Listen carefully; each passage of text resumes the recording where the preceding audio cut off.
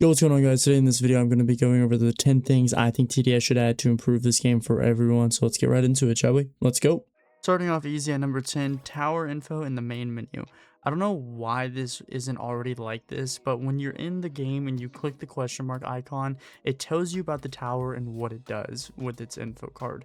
And for some reason, the devs didn't add this info card into the main page of the game, which just doesn't make sense to me at all. It feels like it should have been the other way around, adding the info to the main menu and not the game to explain to new players and people who don't have the tower what the tower does. On top of that, you need to upgrade the tower for all the info to actually become available, which I don't really agree with. I think it should just show all the info from the get-go with different menus that you can click through that show what each level does with its abilities, its powers, and whatever is reworked in said upgrade. The tower information card was a great thing that they did add to this game, and I'm glad they finally did. But I don't like the fact that you have to first buy the tower and then use it in a match and max it out to finally get all the information, rather than seeing all the information before you even purchase the tower to begin with. At number 9, we got a way to back out of a game without fully leaving and change towers without fully leaving. I cannot tell you the amount of times I've gotten into a lobby and someone leaves and now I have to close the whole game out and reopen it just to re-queue. After doing this over and over again, sometimes I just don't even want to reopen the game. They should just add a button in the settings tab at the bottom that says leave match or something like that, so you can stay in TDS and reload back into the main lobby without ever having to close the game out fully. On top of that, when you lose a game, you should be able to change your towers without having to fully leave and re-queue. Sometimes you find a good team, and if y'all would have just had one tower, y'all would have won the game, but instead everyone left because it's the only way that you can swap out your towers. There should just be a button on the lost screen that says Loadout, and it lets you swap out what towers and equipment you bring into the next match. At number 8, it's going to be more special game modes. I think they should add more special game modes with different challenges like they did with the first 3, with unique skins and towers that you can only get from beating that said map. It would make the game feel more refreshing and add more challenges to try to beat other than the first 3 that we have, which leads me right into my next point. Number 7 being quest lines to unlock old limited towers for free. It sucks that new players can't unlock older towers that sometimes are needed for difficult maps and different strategies, with the only way that they can unlock them is by spending Robux. They should add quest lines in the mission tab to let these new players do some challenges to unlock these towers for free, while also adding these game mode or challenges to the special tab so everyone can enjoy these limited time game modes permanently. And at the end of the mission, they would have to beat that special game mode to unlock that tower. And for people wanting the OG-ness of getting a tower for free, they could just release a skin alongside with the tower whenever it first comes out that you can only get whenever the tower first comes out. That way collectors can still get something to show off, and new players and old players can always get the tower for free without having to spend Robux to unlock it. So basically everything recorded up to this point in the video was recorded 5 months ago. But hey, like, who's counting, you know, right? Like, the game totally didn't get up shit. After what felt like a year of a content drought for this game, and me recording the first half of this video and then taking 5 months to finally record the other half, they decided to drop so much content for this game that I don't even know what's going on anymore. Dude, what is going on at this point? Holy shit, there's so many new crates. But I told myself I would come back and finally complete this video, so here I am. What are we on, 5? Oh, 6? Oh, we're going backwards. Okay, cool. So at number 6, I originally had written down more late game content other than PvP, but obviously within the time frame that was more than answered with the addition to the Juggernaut, the Kingpin, and the Operator, and who else? Who is this? Saboteur? I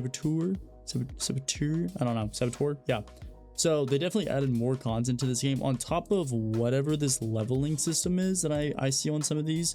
I don't know what that does. I'm gonna have to find out, so that's pretty cool as well. So it does seem like they did add more content to the late game of this game for those players, but I would still like to see something else, like a challenge or missions or something for players that like exceed level like 200 or something. And those challenges can give rewards like more gems or more gold, and possibly also a skin that anybody can unlock once they get get to that point, but that the challenges are excluded to higher level people, so you have something to look forward to even in the late game. I don't know, this can go a lot of different ways. That was the reason I stepped away from this game after maxing everything out and becoming the level that I am, was that there's just nothing to do other than limited time events to get back on. This game is very stale in the late game other than the PvP, which I think they're doing a great job as is with all these new towers that I'm coming back to. So I have no doubt that they're going to move forward in some aspect to also help those late game players.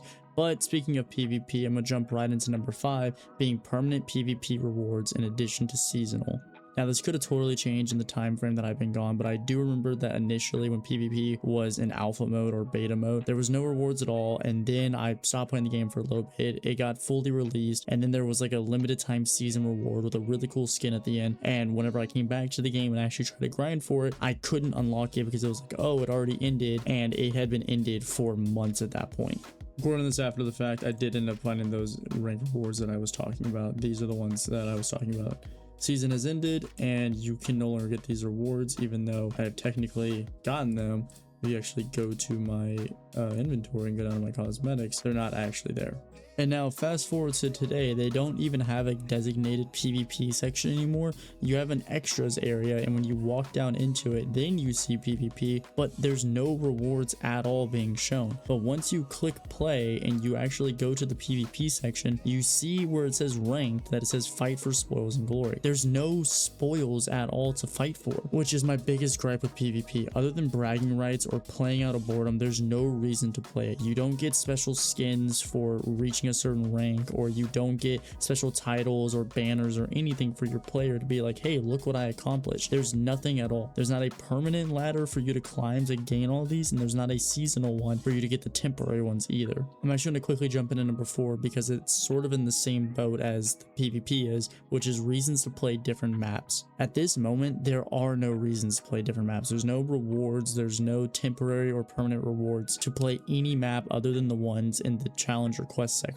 which sucks because there's a lot of maps in this game and a lot of cool maps that people should try out and play, but no one do because there's no point. And on that note, it's not even hard to add a reward to it. It doesn't have to be a skin or anything special. It could be an ability, like you get 1 nuke for completing this one map, or you get this when you complete this map. It's not hard, and it can also refresh every few days, so it encourages players to try out new maps and not play the same ones over and over again. And this would also help everybody, not only just new and returning players, but veterans too. There could be different rewards based on the player and their levels of what they get. So new players could get items and get barbed wires and grenades and coins and stuff like that whenever they play certain maps, and certain difficulty is giving them bonus rewards. But returning players can also get that stuff, and maybe even crates to unlock skins that they've always wanted. And veteran players that already have all that stuff could also get like skill tree upgrades or vouchers or something like Timeskip tokens and all that whenever they complete maps. And then after like a week, the maps could refresh,